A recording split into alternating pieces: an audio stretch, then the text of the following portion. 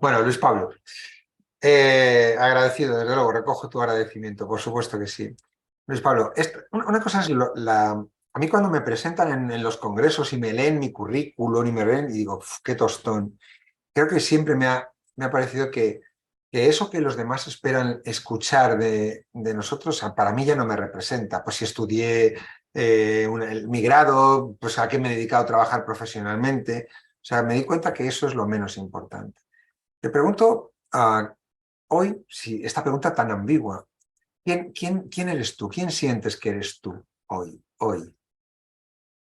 Pues mira, yo lo has dicho antes, o sea, soy Luis Pablo García Coronado, soy un avatar de carne y hueso que está transitando por esta vida, que lo que tú dices, todos tenemos un pasado, todos nos han pasado un montón de circunstancias que nos están llevando a este mismo momento, a estar aquí, yo en mi casa, con mis tres hijos ahí en el salón, entretenidos y avisados de, por favor, ahora no me interrumpáis durante un ratito, y si vienen no pasa nada porque serán bienvenidos Sí, a sí. este congreso. Y nada, pues la suma de un montón de circunstancias, o sea, la suma de, como todos, estamos aquí en este proceso de la vida que bueno, ¿qué me ha llevado hasta aquí o qué me hizo a mí despertar? ¿No? Es una de esas grandes cuestiones que tú haces y que tú preguntas a la gente. Y como aquel día que nos conocimos, que me encantó el paseo que te di, pues mira, yo es que he tenido la suerte de llegar a esta situación o a este mundo o a este despertar sin haber tenido que pasar por un sufrimiento ni por una circunstancia especial. Eso lo que ha hecho es que esté capacitándome pues, para las circunstancias de la vida, sabiendo que la vida no es de color de rosas, que todos estamos viviendo problemas y circunstancias, pero bueno, sabiendo que hay una forma también de llegar, que eso me gustaría transmitirlo a la gente, que se lo quite de la cabeza, que parece que tiene que haber algo trascendente en tu vida, que tiene que haber un sufrimiento, tiene que haber algo que te cambie para de repente empezar un proceso nuevo en tu vida, un proceso de inquietud y de búsqueda de para qué estamos aquí, por qué estamos aquí, qué sentido tiene lo que estamos haciendo, que no tiene por qué arrastrar un sufrimiento. ¿Sabes? Que tiene hay muchas posibilidades de que ese proceso y que en mucha gente empiece siendo un proceso natural, simplemente un proceso de insight, que en un momento estás en un sitio, en unas circunstancias y dices, ¿qué está pasando aquí? ¿Qué está pasando aquí? Y a partir de ese momento, pues empezar a investigar. Luis Pablo, tú me decías en aquel encuentro precioso, en aquel paseo maravilloso, que efectivamente yo tampoco he sido una persona que haya tenido que pasar por una enfermedad severa, no he tenido un accidente gordo, o sea, no me ha pasado nada grave. Yo he ido intuyendo que mi vida me estaba poniendo desafíos, he sabido leer, como tú, que esa puerta que se me abría era para mí y que había que cerrar otras. Y esa es la clave para mí, he sabido cerrar puertas, he sabido decir cuando tenía esa intuición, voy para adelante, ¿no? Tú de profesión, algo que me impactó, ¿no? Me dijiste, cuando yo estudié fisioterapia, todos mis compañeros querían ser el fisioterapeuta de los deportistas de élite y a ti eso no te interesaba. ¿Qué te interesaba a ti? Lo tengo que contar aquí, sí, de verdad me haces contarlo. Sí, había muchos compañeros que querían ser los fisioterapeutas de los futbolistas, ¿no? Yo quería ser el fisioterapeuta de las mujeres de los futbolistas, me parecía mucho más interesante que tratar a que tratar a los futbolistas. Sí, pero bueno, lejos de parecer esto algo más machista, yo entiendo, ¿no? Y eso es lo que me gustaría que fueras aportando. ¿Qué es lo que había detrás de ese deseo aparentemente mental? ¿Qué había detrás de ese deseo? Pues mira, lo mío de la profesión con la fisioterapia realmente es meterte en el camino que la vida tiene para ti sin saber muy bien por qué. Yo vengo de una familia en la que ninguno somos sanitarios, mi hermana estudió enfermería y yo decidí estudiar fisioterapia cuando quizá tenía otras opciones y otras salidas. Y estudié fisioterapia sin saber, sin tener ni idea de lo que me estaba enfrentando. Bueno, el hecho es que cuando yo termino fisioterapia en el año 99, era una época en la que no había tanto volumen de fisioterapeutas, pues tuve la suerte de terminar y empezar a trabajar en el sitio donde sigo ahora 24 años después, en el Hospital La Paz. Y cuando yo termino la carrera y pienso que me voy a dedicar a eso, a tratar a las mujeres de los futbolistas o de los deportistas, y llego a un sitio donde está el dolor y el sufrimiento expresado en todas las posibilidades del mundo, me encuentro con pacientes hemipléjicos, neurológicos, amputados, politraumatizados, parapléjicos, digo, ¿qué es esto? O sea, ¿dónde me he metido? Si mi historia era otra, ¿no? Entonces, a partir de ese momento, pues yo empiezo a desarrollar unas habilidades. Yo siempre he sido muy inquieto y cuando estudié la carrera, pues era camarero en un restaurante en el Pisajardí los fines de semana para sacarme mis ahorrillos. Entonces, pues empecé a desarrollar ese don de gentes, más que el don de la profesión. Oye, yo veía a unas personas que estaban necesitadas, tanto de fisioterapia como de otras muchas cosas, porque a esas personas sí que la vida les viene y les cambia la vida radical de un momento para otro. Entonces, yo como fisioterapeuta tenía mucho contacto con esos pacientes, entonces, pues eso, con mis habilidades sociales veía ver cómo podía ayudar a los pacientes. Entonces, a partir de ese momento empecé a crear un poquito una mezcla de no solo la parte de fisioterapia, también habilidades sociales y empecé a intuir e interpretar ciertas cosas que, bueno, pues que me han ido ayudando en la vida, que me han ido ayudando y cuando tuve ese momento de despertar con la meditación fue cuando dije, ahora sí que tengo la fórmula perfecta. Esto fue hace 15 años y todavía no he dado con la fórmula perfecta, pero bueno, yo creo que me quedan otros 15, otros 150 años para dar con la fórmula perfecta. Vale. Bueno, a ver, tú haces, o sea, te formas como fisioterapeuta, pero empiezas a cultivar una habilidad que es el don el don de gente, escuchar a la gente. Tú has tratado, han pasado por tus manos más de 100.000 personas. En este gran bagaje, toda esta historia de atender cuerpos humanos, ¿dónde has llegado? ¿Dónde sientes que has encontrado algo que la carrera nunca te dio? Tu grado como formador académico no te dio.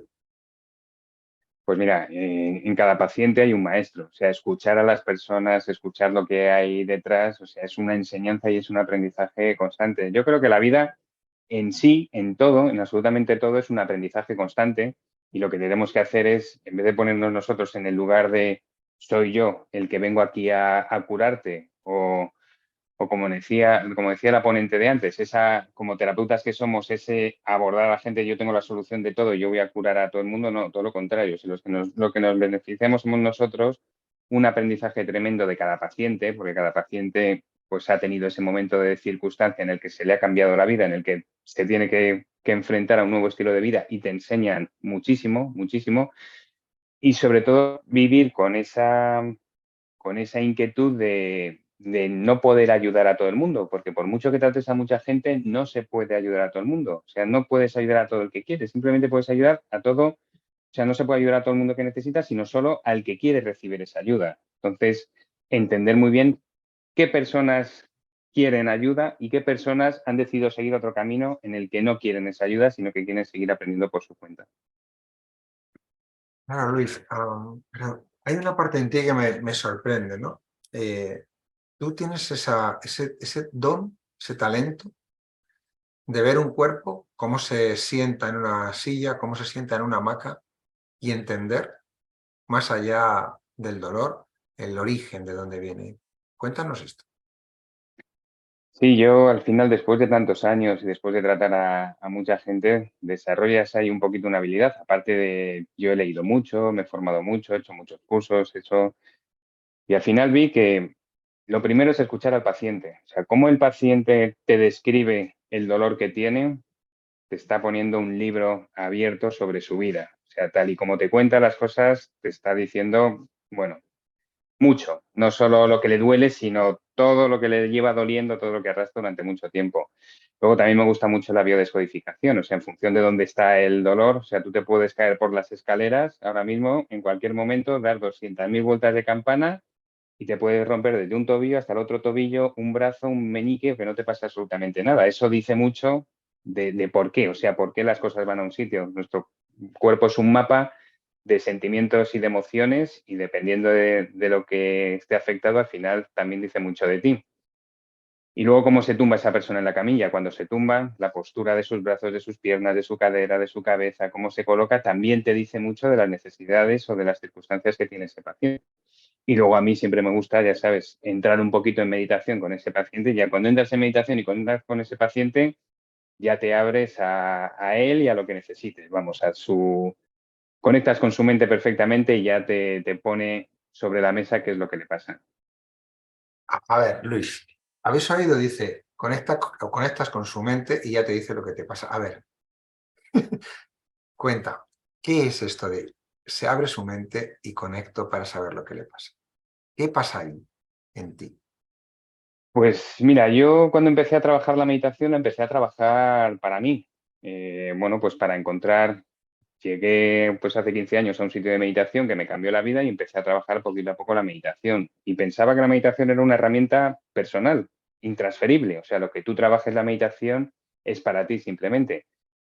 Pero llegó un momento en que empecé, oye, a ver qué pasa si yo empiezo a meditar con una persona que tengo aquí delante, ¿sabes? Un paciente que tengo delante, pongo mis manos en su cabeza y empiezo a ver qué pasa. Pues mira, eso al final es un poco de física cuántica, ¿no? Al final somos dos seres que estamos interconectados, además interconectados a nivel físico, no hace falta que esté ni a 5 metros ni a miles de kilómetros, en ese momento estamos conectados y simplemente por energías que hay entre nosotros, pues es que tiene que haber un momento en el que lleguemos a conectar. Y efectivamente, así es cuando yo consigo hacer una meditación en profundidad y la persona a la que estoy tratando también está tranquila y está relajada. No se pide nada, ¿eh? A la persona cuando la trato no la pido ni que intente entrar en meditación ni nada, simplemente que esté tumbada y que esté tranquila. Hay veces que mucha gente que viene a verme ya con esa mentalidad tiene tanto nerviosismo y tanta tensión por qué es lo que va a pasar que muchas veces bloquea que fluya un poquito la energía y no se llega a esa conexión. Pero lo normal es que consigas conectar con la persona y al final es interpretar energía con energía. ¿Qué pasa?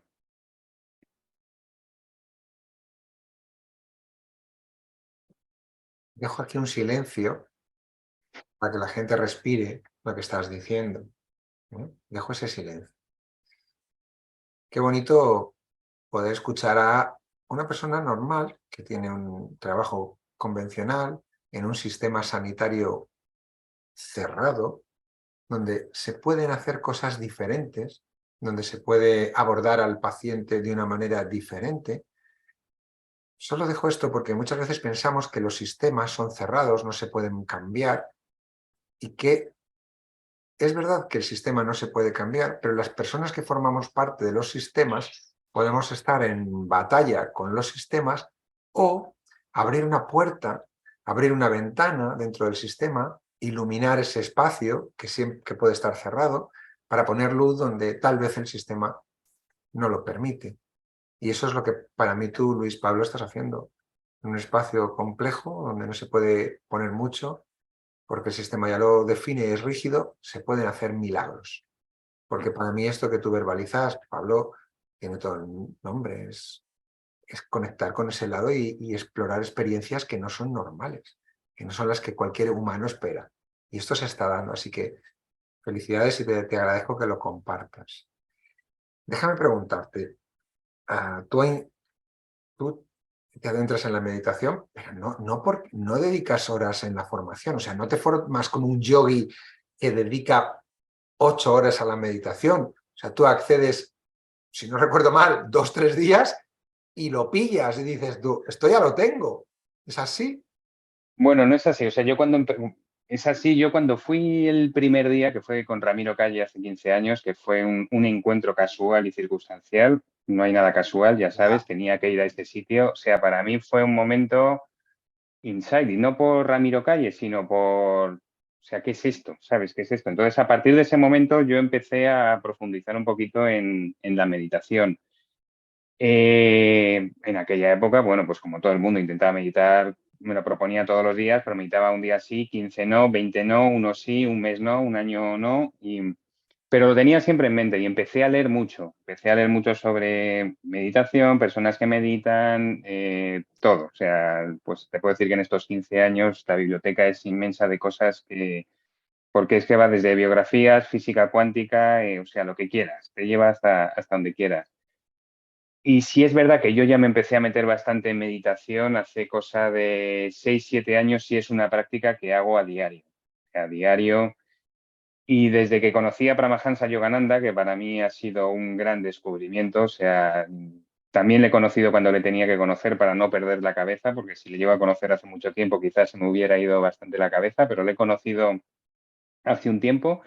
Y sí, como dice él, al final la meditación es una forma de devolver un poquito nuestra existencia, ¿sabes? Esa forma de gratitud de estoy aquí, estoy viendo esta experiencia y para mí es impresionante y maravillosa. La única forma de devolver a ese creador que cada uno tenga en la mente, el creador que sea, es devolverle con tiempo de meditación. Entonces, Yo ahora sí hago todas las mañanas una meditación y hago prácticamente todas las noches otra meditación. Por la mañana suele ser 20 minutos, 30 minutos y por la tarde pues el tiempo que haga falta. Me meto en la cama o con mis hijos o no y me pongo en postura de meditación y el tiempo que sea. Hay días que a lo mejor son 10 minutos, hay días que son 20 minutos y hay días que son 2 horas.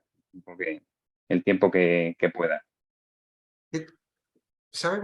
Eh, en España, yo que vengo del mundo corporativo y he trabajado con muchas empresas, esto de la meditación no lo soporta. Entonces le cambian el nombre y lo llaman mindfulness. Y me gustaría que nos aclararas qué diferencia hay en... Yo sé que no la hay, pero este concepto, ¿no?, del mindfulness y la meditación que tú estás practicando, ¿qué te aporta a ti? Bueno, el mindfulness es una de las fases de la meditación. O sea, el mindfulness, el primero que empezó a hablar en Occidente de mindfulness fue el maestro Thich Nhat Hanh, del vietnamita budista que durante la guerra del Vietnam en Occidente hablaba de pues ese tiempo de atención plena, ¿no? De fijarnos, te tomas una ducha, pues que te estés tomando una ducha, te lavas los dientes, que te estés lavando los dientes. Él hablaba de lavar los platos, escribió un libro, ¿no? Sobre el acto de lavar los platos y cómo puede aportar eso a la meditación. Luego fue John Kabat-Zinn, que también, él se fue a Tailandia, ¿sabes? Él era un hippie de los años 60, 70, que se fue allí y volvió con este método y fue el primero que empezó a hablar de la atención plena. Pero la atención plena en el budismo es el sati, que es un proceso dentro de todas las fases de la meditación, que es la fase previa al samadhi. O sea, el sati, la atención plena es, tú te fijas en un objeto y pones la atención plena en ese objeto, y ya la siguiente fase es el samadhi, es en el que no existe objeto y sujeto. O sea, todo forma parte de lo mismo. Entonces está bien, el mindfulness yo creo que es una herramienta muy buena porque por lo menos hace que la gente pare, que tome conciencia, que se sienten. Sí es verdad que a nivel empresarial, como tú dices, el mindfulness se ha empleado para el desarrollo empresarial. Oye, quiero que estés tranquilo y quiero que estés bien para que me rindas más en la empresa. O sea, no para que estés tranquilo, sino para que generes más para lo que yo quiero.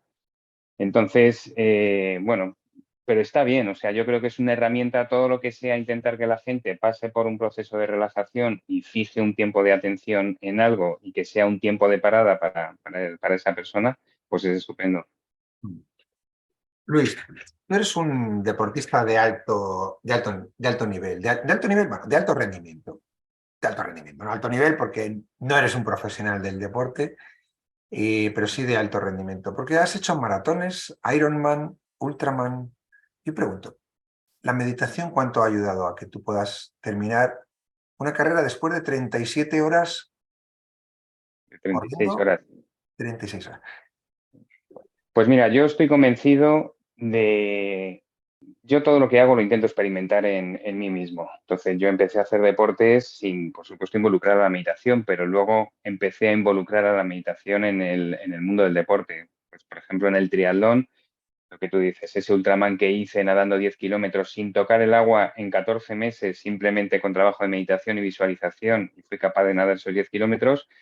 A mí lo que me demuestra y lo que estoy empezando a hablar en comunidades de deporte de élite es que la siguiente evolución en el mundo del deporte es mental. O sea, ya el límite fisiológico está llegando a su punto final y lo siguiente es el desarrollo mental de las pruebas. Kipchoge, que es el maratoniano que ha bajado ya de las 2 horas en esa prueba, que no está reconocida, pero que lo hará posiblemente, y si no es él, cualquier otro bajará de las 2 horas en maratón. Él habla mucho de sus procesos mentales, o sea, es una persona que trabaja mucho la mente y lo que se está viendo es que los maratonianos estos de africanos son capaces de hacer eso por un tema de plasticidad cerebral, porque ellos no tienen las inestabilidades que tenemos el resto de personas durante el tiempo que están haciendo la maratón. Es muy lineal. Y una de las cosas que pasa eso es porque desde sus orígenes ellos tienen correr como un medio de desplazamiento, no lo tienen como un medio competitivo para ganar una carrera. Ellos nacen y van corriendo a la escuela y vuelven corriendo de la escuela. O sea, es un medio de desplazamiento. Entonces eso hace que ellos tengan pues una plasticidad cerebral prácticamente lineal durante las 2 horas en las que están compitiendo. A ver, Luis, ¿puedes volver a decir esto de que estuviste después de 14 meses sin nadar, pasar de recorrer 4 kilómetros a 10 y además cuéntanos esa experiencia para ti cómo fue? ¿10 kilómetros cuántas horas son dentro del mar? En el agua, 4 horas. 4 horas. ¿Y para ti cómo fueron esas 4 horas? Mira, yo cuento rápidamente. Yo empecé a hacer triatlón y a mí el agua me generaba mucha ansiedad, pues porque aparte es un medio que no me gusta. Entonces me metí a hacer distancias cortas y tenía muchísima ansiedad en el agua, me agobiaba, golpes, patadas, un montón de gente. Entonces empecé a practicar un poco la meditación. Antes de hacer la prueba, pues meditaba para estar más tranquilo. Vi que tenía resultados, entonces lo que empecé es hacer una práctica habitual antes de los triatlones, visualización de vídeos, meditación y luego visualizarme yo después de la meditación nadando perfectamente. Dejé de ir a la piscina, cosa que agradecí porque no me interesaba en absoluto, y fui escalando en las distancias. Pues primero los triatlones más cortos, medio Ironman, luego un Ironman son 4 kilómetros nadando, pero bueno, 4 kilómetros nadando sin entrenar la natación se puede hacer, porque al final como entrenas otras cosas, pues puedes desarrollar esa capacidad aeróbica para estar 1 hora en el agua. Pero cuando me tuve que enfrentar al Ultraman, que el Ultraman eran 10 kilómetros nadando, 420 en bici, 84 corriendo, todo seguido, todo del tirón, sin una noche para descansar ni nada, sino que empezamos un sábado a las 11 de la mañana y un viernes a las 11 de la mañana y terminamos el sábado a las 11 de la noche. Pues ahí estuve durante 14 meses sin tocar el agua. Solo el mes de antes dedicaba todos los días 45 minutos a hacer ese trabajo de visualización, o sea, ver vídeos de Michael Phelps nadando perfectamente. Luego yo entraba en meditación y luego yo hacía una visualización imaginándome que yo era Michael Phelps, o sea, era mi cara con el cuerpo de Michael Phelps, nadando perfectamente. Y así fui a esa prueba, que nadar 10 kilómetros en el agua sin entrenar nada, pues es como si un deportista popular se pone mañana a correr 21 kilómetros, intentar hacer una media maratón.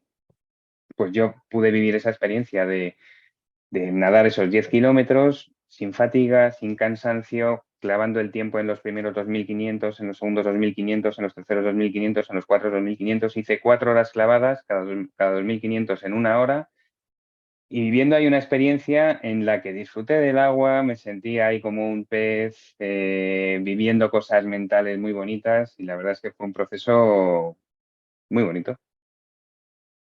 ¿Dónde estaba entonces tu conciencia? Pues mira, ahí cuando estás trabajando en meditación pierdes un poco el espacio y el tiempo. O sea, realmente no eres consciente de estar 4 horas debajo del agua. O sea, lo que tienes ahí, vives, yo creo que fue una especie de meditación, la que estuve haciendo una meditación en movimiento, las meditaciones de los arquetipos, que luego se ven que es posible. O sea, que puedes meditar de pie, puedes meditar sentado, tumbado, moviéndote. Entonces, la conciencia estuvo viajando y en aquel momento además mi chica estaba embarazada y yo tuve creo que un momento de conexión con el futuro bebé, ¿sabes? Tuve la sensación de estar con él y de estar hablando con él. Entonces dices, pero eso que me estás contando, es como si estabas nadando en un triatlón. Pues es que son experiencias que se viven y que son muy difíciles de contar. Wow. Luis, ¿tú cómo sientes la espiritualidad en tu vida? Bueno, mira, ahí ya empiezas a tocar en hueso, ¿sabes? Porque me tocas un poquito la fibra sensible. Yo tengo una agenda de papel porque me gusta ser ancestral y cuanto más ancestral sea, yo creo que mejor. Entonces, si ves mi agenda en papel, es una agenda de este tipo en la que en la parte de la izquierda es de lunes a domingo y luego tienes la hoja de la derecha en blanco para que vayas apuntando cosas. Pues yo empiezo la semana y lo primero que pongo es meditar.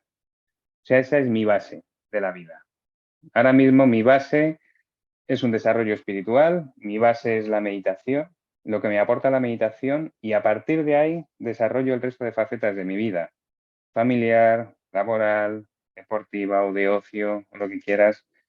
O sea, he conseguido crear, que si quieres luego explico ese modelo de meditación que tengo yo, he conseguido crear un formato de vida en el que vivo en paz, en el que vivo tranquilo, en el que vivo a gusto, en el que estoy conectado con la vida. Antes han hablado del curso de milagros, veo la vida como un milagro. O sea, el curso de milagros me lo he leído ya 200.000 veces y cada vez que lo leo me gusta más, me siento más identificado con la vida. Tengo esas gafas en las que absolutamente todo lo que me rodea me parece milagroso que exista y que nosotros seamos los protagonistas es un regalo. Entonces es una vida, pues bueno, en la que sé que habrá circunstancias que habrá que torear, cada día tenemos circunstancias que hay que torear, pero al final las cosas buenas y maravillosas las superan. Déjame hacerte esta pregunta. Yo la suelo colocar y sé que tal vez nunca te la han preguntado. A ver cómo te llega. ¿Qué tal es tu relación con Dios? Muy buena. ¿Qué te hace Nos sonreír? conectamos. Mira, se me ponen los pelos como escarpias.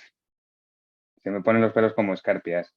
Mira, todos tenemos fases en la vida. Entonces yo vengo de un colegio de curas, ¿sabes? Un colegio agustino de aquella época, los años 80, donde cuando no aprendías por las buenas, aprendías por las malas, pero las malas era a base de bofetón. Entonces, en aquella época era, bueno, Dios, como toda esta gente, es el enemigo, ¿sabes? Soy ateo, y además es que molaba ser ateo porque era enfrentarte a todas las normas, ¿no? A esa época de juventud en la que te enfrentas a tus padres, te enfrentas a Dios, te enfrentas absolutamente a todo.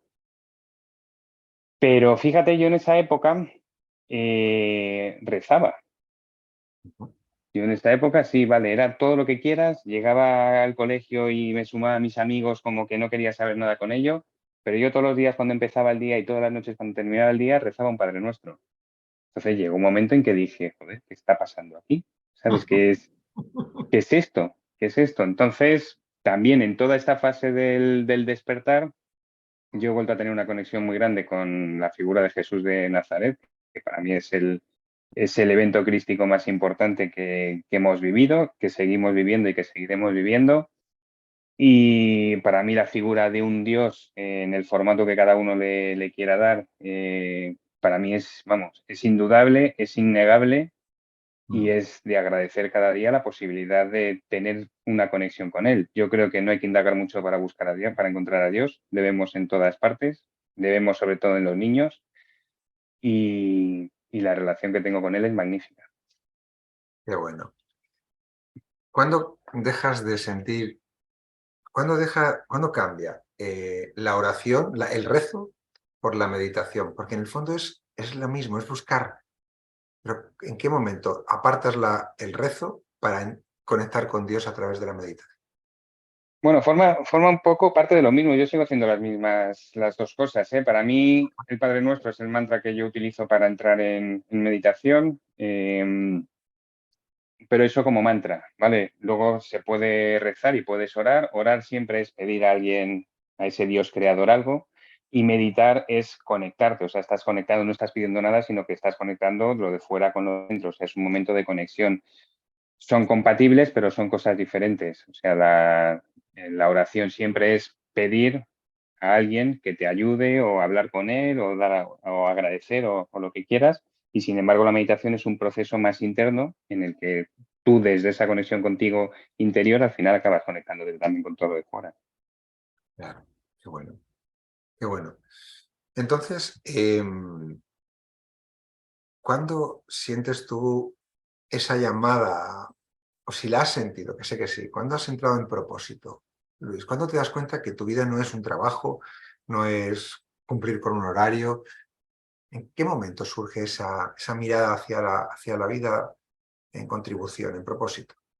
Pues mira, a mí me llega hace un tiempo, fue antes de la pandemia, cuando ya empiezo a ver que ese mensaje interior que tengo yo de meditación es como que tengo que perder la vergüenza, ¿no? Y tengo que empezar a mostrarlo. Y a partir de ahí, pues empiezo a encontrar el camino acompañado por mis maestros, que esto cuando lo digo, porque no son tus maestros, es que no sé, no les conozco, pero me llega lo que, me llega lo que me dicen.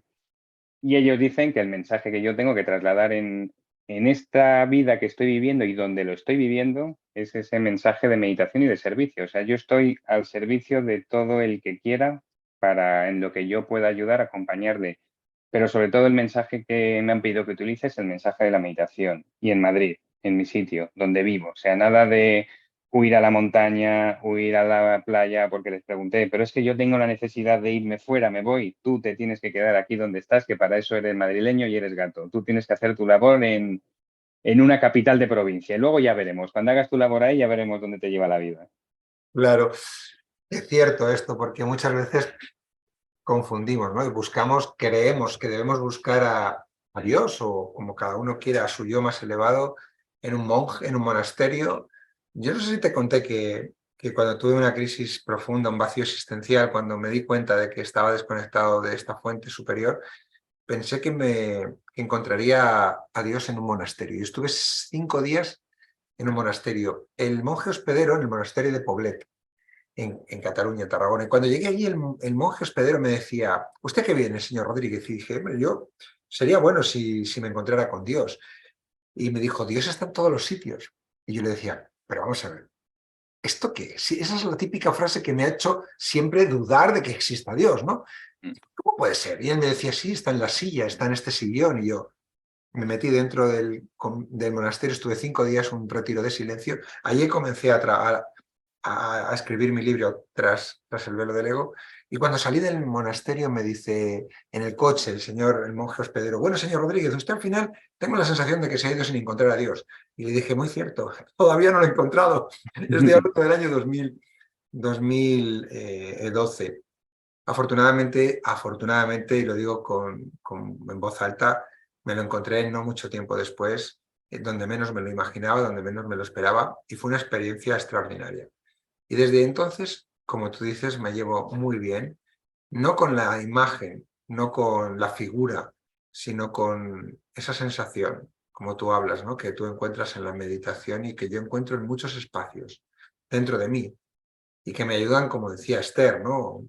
A conectar, a escuchar, a sentir, como tú bien me hablas de mis guías, esa voz que te susurra, esa intuición que te dice, te toca estar aquí, y dices tú, ¿pero por qué? Que no sabes de dónde viene y que la sientes. O sea que sí, comprendo perfectamente, Luis, lo que me estás diciendo. Bueno, entonces, ¿cómo ves a... Tú también trabajas en organización, ¿cómo ves el liderazgo? ¿Cómo estás viendo a las personas que nos lideran? ¿Qué estás encontrándote ahí? ¿Qué no sirve? Que tú ves y dices, este no es el camino y que lo sigues viendo. Bueno, es que, a ver, yo creo que eso es regalar tiempo y energía al samsara, ¿no? A la vida esta, o sea, dedicar tiempo a los líderes si están haciendo bien o no están haciendo bien. Yo creo que nosotros tenemos que tomar el timón por nuestra mano, ¿sabes? Creo que tenemos esa capacidad, que cada uno tiene un micromundo, un macromundo que le rodea en el que tiene una capacidad de influir. Entonces, al final, el buscar en los líderes, no están haciendo, no se están comportando, no sé, al final es una pérdida de tiempo. O sea, es pérdida de tiempo y pérdida de energía en algo que no podemos cambiar. Forma parte del juego, forma parte de la distracción. Si quieres, luego hablamos de eso.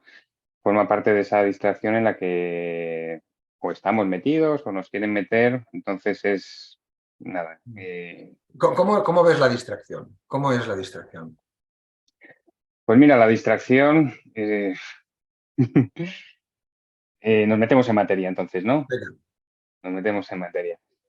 Pues yo creo que vivimos en una sociedad que está totalmente dispersa y totalmente distraída. Y esto al final, echar la culpa a los líderes o echar la culpa al resto es quitarnos de encima cada uno, sobre todo la posibilidad de solución que tenemos, ¿no?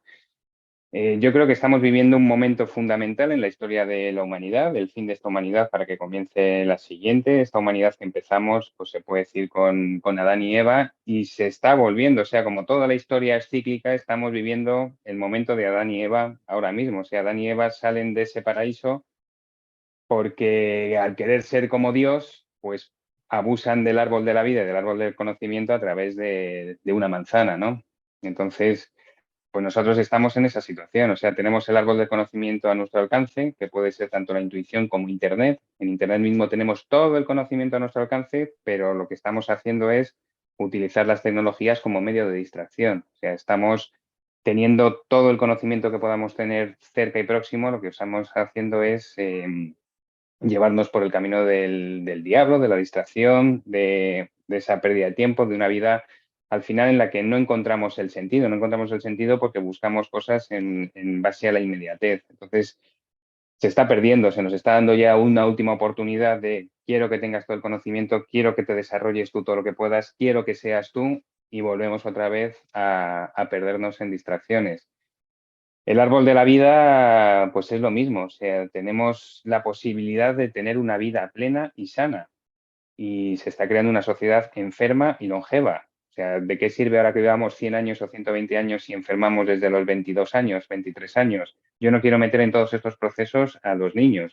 Te hablo de niños hasta 21 años. Ellos forman parte pues de una realidad creada por otras personas, pero a partir de los 21 años sí se puede decir que cada uno tenemos el control y se está viendo ahora, o sea, ya desde los 21 años, una sociedad pues que vive en base a las redes sociales, a TikTok, a los me gustas, a todos esos impactos y todos esos chutes, que teniendo la posibilidad de tener contacto con la naturaleza, contacto con el sol, tener una vida plena, una alimentación un poquito más consciente, que ahora voy a eso también. O sea, el pecado, lo que nos sacó en aquel momento fue la manzana, no fue casualidad que fuera una manzana, porque podía haber sido otra cosa. O sea, realmente lo que nos sacó de ahí es la relación con la comida.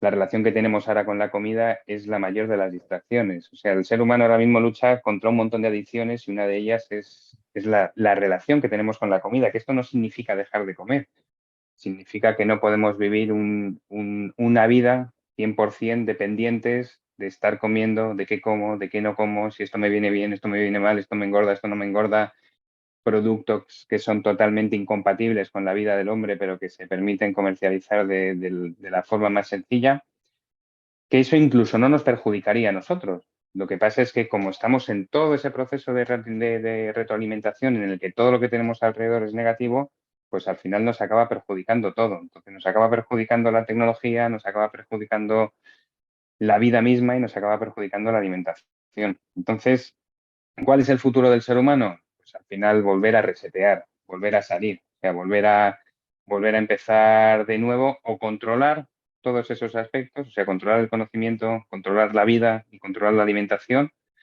o tendremos que salirnos. Ya sabes que yo el método, el único método que conozco para intentar controlar todo eso y tener una vida en equilibrio, pues por el camino del medio y en paz y en tranquilidad es la meditación. La meditación que dice, bueno, pero ¿cómo la meditación te puede llevar a conseguir eso? Pues bueno, es meditación y amor, realmente. Ya sabes que tengo un grupo que es, mira, lo voy a compartir aquí en el chat porque me Sí, encanta sí, yo compartirlo más seguro que lo tiene. por, por si alguien se quiere Sí, animar, porque porque la como gente vamos piensa, juntos, ya es más seguro que lo tiene y lo comparte, seguro que sí, Pablo. la gente cuando piensa en meditación dice, pero bueno, ¿cómo 5 minutos o 10 minutos de meditación puede cambiar mi vida y puede cambiar la vida del resto de personas? Eso es el tiempo de meditación, es lo que en el Zen se llama el Zazen, pero luego en el mundo del Zen se dice que luego las otras 22 horas tienes que vivirlas en estado Zen. 22 horas hablan ellos, ¿eh? Porque solo te dan de permiso esas 2 horas en las que estás dormido. Entonces, ¿qué es el estado Zen? Pues mira, es un estado sobre todo de gratitud. O sea, hay tres palabras que son bases para empezar a cambiar el estilo de vida, que es la gratitud, el perdón y la compasión. Eso hacia nosotros, hacia las personas de fuera y hacia el entorno. O sea, estar agradecido por a ti, primero a ti mismo, por la vida que llevas, porque tienes vida, porque todavía estás en el proceso, porque tienes muchas cosas por delante. Agradecer la vida en sí, porque todo lo que nos rodea al final, por circunstancias complicadas que tengamos en la vida, yo creo que todos los que estamos ahora mismo en este congreso vivimos en un resort de lujo. O sea, las dificultades que tenemos son dificultades del tercer mundo o dificultades de salud, pero incluso aunque sean dificultades de salud, vivimos en un mundo en el que hay tratamientos y en el que hay posibilidades de sanar y de curar. O sea, que eso tampoco tenemos que olvidarlo y estar agradecido pues con el resto de personas que también nos están acompañando en el camino, incluso las que nos ponen zancadillas, hay que agradecérselo porque esa zancadilla nos está ayudando a forjarnos como somos.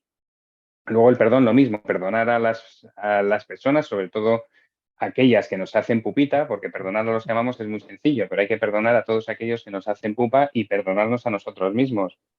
Y luego esto es a través de la compasión, ¿sabes? Entender que detrás de todas esas personas que hay puntitos de maldad, por llamarlo de alguna forma, si existe la maldad es porque tienen un histórico. Si pensamos que la vida nos perjudica es porque la vida también tiene un histórico, pero la vida no nos perjudica, no tenemos que, que suponer ni personalizar las cosas de la vida, porque realmente no es así. Y luego tener compasión también hacia nosotros. Todo este proceso de perdón, compasión y amor al final nos lleva hacia un estado de generosidad y humildad que nos lleva hacia ese amor incondicional, que yo creo que la vida, la base de la vida es el amor, pero el amor no el amor romántico ni el amor, sino un amor incondicional, ese dar sin esperar nada a cambio y eso nosotros lo podemos llevar a la realidad con generosidad, que es el dar, y con humildad, que es sin esperar nada a cambio. O sea, si nosotros somos generosos, si ante las dificultades de la vida, ante todo lo que nos está machacando la vida o que pensamos que nos está machacando, nosotros lo cambiamos por acciones de generosidad hacia otros. Pero además una generosidad sin esperar likes en Instagram. O sea, una generosidad con humildad, que el principal beneficiado de eso seas tú, al final consigue llevar una vida con amor incondicional. Antes han hablado del miedo. Donde hay amor no entra el miedo. O sea, el amor es lo contrario al miedo y si tú vives una vida con amor incondicional hacia todo, es imposible que tengas miedo a nada. Entonces, a partir de ahí entras en un proceso de confiar en ti, confiar en la vida, aceptación. A partir de ahí ya pasas a los tiempos de silencio, al sati, al samadhi. Bueno, una vida plena. Yo creo que se puede llegar a tener una vida plena, pero claro, todo empieza por un trabajo personal de cada uno. Pero fíjate que no es que te vayas a un monasterio, no es que te vayas a Tailandia, no es que te vayas a Bali, no es que te vayas a Nepal y estés 3 meses allí, ¿no? Si es palabras básicas del ser humano, conceptos básicos del ser humano que tenemos aparcados en un cajón, en un bolsillo que no sacamos y es volver a sacarlo y retomarlo como valores del ser humano. Gratitud, perdón, compasión, generosidad, humildad y amor incondicional. Yo voy a unas charlas que he conocido a un tipo estupendo, Ernesto, es sabiduría infinita, que dice que me admira porque soy capaz de decir amor 80 veces al día y no tener vergüenza, siendo hombre con 45 años. Y le digo, pues mira, no sé dónde quedó la vergüenza, pero soy capaz de decir la palabra amor 200 veces al día si hace falta, porque creo que lo que mejor podemos hacer es contagiar amor allí donde vayamos. Contagiarlo y que sea una realidad, además. Ahora estoy montando un sitio y en el sitio, en el plan de negocio, meto amor, el sitio va a estar lleno de amor, se va a irradiar amor a todo lo que pase por allí. Y eso, ¿cómo se trata de ese amor? Pues con generosidad, humildad, perdón, compasión y gratitud. Perdona, Juan Carlos, que te he soltado un speech del tirón sin filtro. No había filtro, Pablo, porque esto no tiene necesidad de filtro. Lo que me sorprende es que has dejado un solo minuto para que pueda despedirte y para hacerte una última pregunta y dar espacio a la gente para que nos haga, bueno, para que Gemma nos cuente. A ver, antes hablabas de tu metodología. Entiendo que esta es precisamente la metodología que aplicas. Creo que ha quedado fantásticamente definida y que sin duda es un regalo, que esto es oro. Luis, esto es oro lo que nos has dejado aquí. Estoy convencido de que las personas están ahora mismo sin palabras, maravilladas con todo lo que nos has regalado. Y no quiero romper esto. Así que déjame que le preguntemos a la gente. ¿Qué preguntas hay para ti? ¿Te parece? Hola, bueno, pues hemos ido recapitulando todas las preguntas que han ido saliendo a lo largo de la charla, ¿vale? Así que volvemos a las del principio. La primera que tenemos es, según he entendido, la meditación es una forma de volver a la esencia. ¿Qué significa esto exactamente? Intuición. La meditación te conecta con la intuición. Intuición es uno de los valores del ser humano que se está perdiendo también ahora. Con la tecnología y el dárnoslo todo hecho, lo que está perdiendo es esa intuición por las cosas. Entonces, la meditación lo primero que hace es conectarte con la intuición, que seas capaz de tener ese sentido, esa sensibilidad hacia la vida. Genial. Se hablaba del sexto sentido, ¿no? De todos los sentidos que no tenemos, o sea, los 5 sentidos los conocemos y a partir de ahí existen otros sentidos que el ser humano ha ido abandonando. Pues eso, toda la intuición, la telepatía, las clarividencias, las clariaudiciones y todo eso, pues el primero de todo para volver a desarrollar todos esos sentidos que salen de los 5 sentidos es la intuición. A ver, ¿había alguna más? Has comentado el tema de las meditaciones con arquetipos y nos preguntan qué son las meditaciones de los arquetipos. Pues los 4 arquetipos que hay, ¿cómo es? El guerrero, el sanador, el maestro bueno, son 4 arquetipos. Hay un libro estupendo, a ver si me acuerdo y lo pongo por aquí, donde habla que en función del tipo de arquetipo hay diferentes meditaciones. Entonces se puede meditar sentado, se puede meditar tumbado, se puede meditar en la posición de meditación, que es la del maestro, o se puede hacer meditaciones también caminando. ¿Cuáles son las claves para evitar la distracción y centrarnos en el reseteo? La meditación. Mira, la meditación al final lo que hace, la meditación no es solo todos estos conceptos etéreos, por decirlo de alguna forma. La meditación tiene unos efectos fisiológicos en el cerebro que trabaja la plasticidad cerebral. Entonces, todos estos impactos que recibimos de forma directa o indirecta con una mente meditativa, lo que hace es que estos impactos se amortiguan muchísimo más. Entonces, todo lo que hasta hace poco era una distracción, ahora tú lo asimilas de otra forma, deja de ser esa distracción, por lo menos te haces mucho más consciente. ¿Existe la maldad? Que es el bien, ¿no? no existe la maldad, no existe ni el bien ni el mal. Alguien que está haciendo el mal, dile tú que está haciendo el mal. Posiblemente no. Existen diferentes percepciones de cada cosa, pero no existe ni el bien ni el mal. No. Mira, María Luisa en el chat nos comparte el vidente como el Ah, el cuarto vidente. arquetipo. Gracias, María Luisa. Gracias. Mira, justo acaban de escribir en el chat cómo unir la oración del rosario con el convento de las de Conmeritar y esa espiritualidad que parece que no podemos tener las dos esencias. Acabo de escuchar que sí. Sí, sí, sí, es totalmente compatible, ¿eh? Al final el rosario es un mantra repetido que te conecta. O sea, todas las oraciones al final son, igual que hay palabras que te conectan con el universo, mantras que te conectan con el universo, al final el rosario también son frases sagradas, son mantras sagrados que te conectan con el universo. Entonces es totalmente compatible rezar el rosario con la meditación. ¿Cómo hacer para tener siempre generosidad con quienes nos atan a través del resentimiento y de lo malo? Entrenando, como todo hay que ir entrenando y hacer pequeñas pruebas. Mira, la generosidad es una herramienta, yo lo cuento porque, o sea, lo vi claro un día en el que fui a comer yo solo y había una persona afuera que estaba pidiendo y te dabas cuenta que es una de esas personas que realmente necesitaban. Entonces yo pedí la comida y no tuve dudas. En aquel momento, según me sirvió la comida, lo pedí para llevar, salí fuera y le di la comida a esa persona. O sea, la sensación que se te queda en el cuerpo cuando haces algo así, por supuesto, el mayor beneficiado no es la persona que tiene comida, que no tenía comida hace un momento. O sea, el mayor beneficiado eres tú.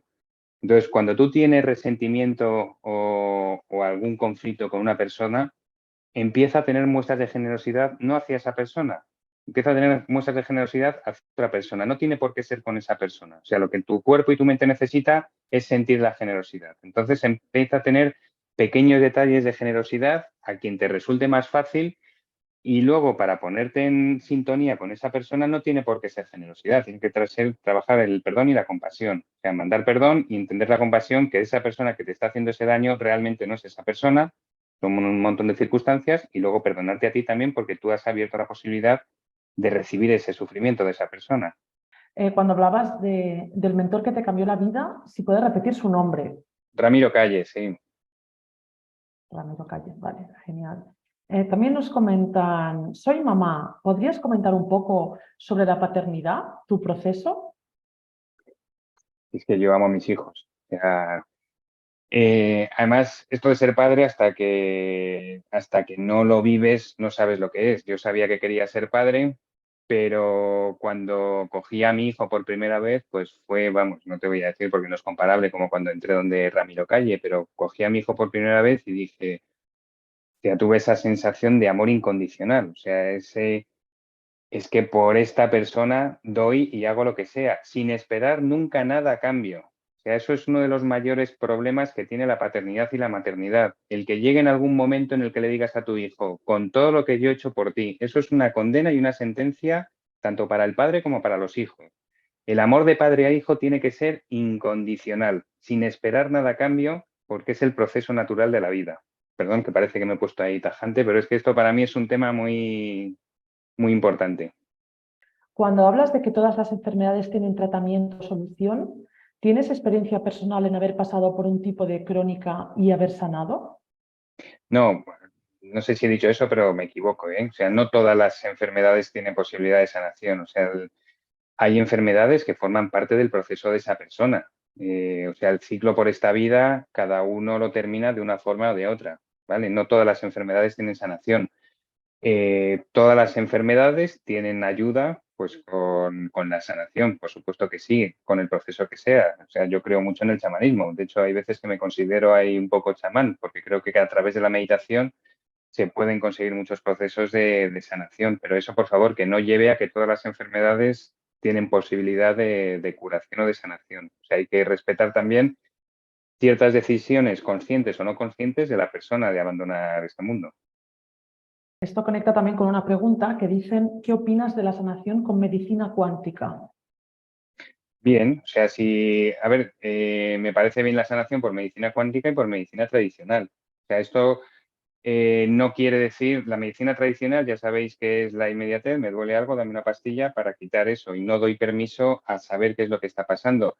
Pero esto no quiere decir que se renuncie a la medicina tradicional. Yo creo que desde el autoconocimiento que podemos tener cada uno, podemos trabajar las dos cosas, tanto la medicina tradicional, métodos de sanación y la medicina cuántica, para encontrar el mayor beneficio para nosotros. Pero esto no significa que una funcione y que la otra no. Yo creo que a través del trabajo mental se puede hacer que cualquiera de ellas funcione. El placebo existe y existe porque existe el trabajo mental. Gracias, gracias, Gemma. Creo que es momento de terminar y de ir cerrando este encuentro precioso con Luis, donde nos ha compartido toda su sabiduría. Ahora abordaremos más temas de la salud con otro ponente.